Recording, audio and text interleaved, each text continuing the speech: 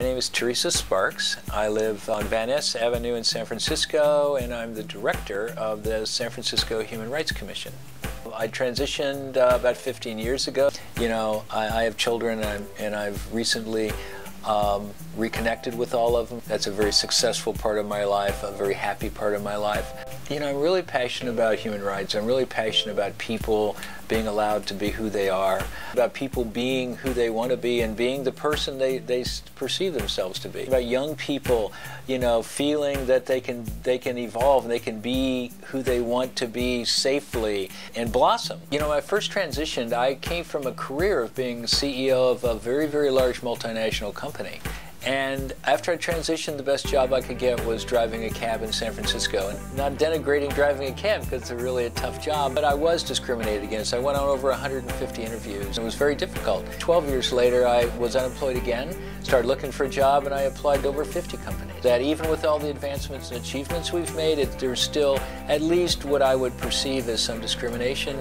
You know, LGBT people in our community have to help each other succeed. We have to support one another, we have to endorse one another, we have to help one another. I think the more people are together, the more they get to know one another, particularly the L mixing with the G, mixing with the B, mixing with the T, because I think ultimately we need to understand that we're all one community, we're all one people, and we really are more alike than we are different, and I think we need to embrace that.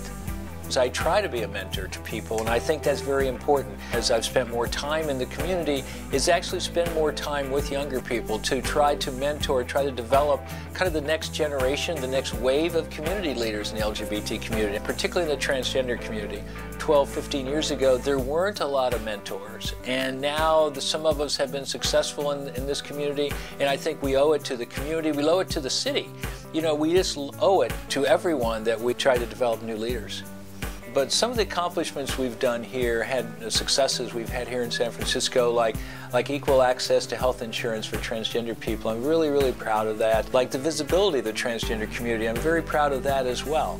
And just some of the advancements we've had in human rights in the city, but I want to take it to the next level, and I actually intend on running for political office in the city. Many of us have a message more people need to hear, and I really want more people to hear those messages. We all need to keep pushing the envelope, and we need to pushing it further and further to the edge. I want young people to come in and learn how to push that envelope. And so, yeah, I've had successes, but being successful, maybe partially, but not completely, because I'm not there yet. I'm not done.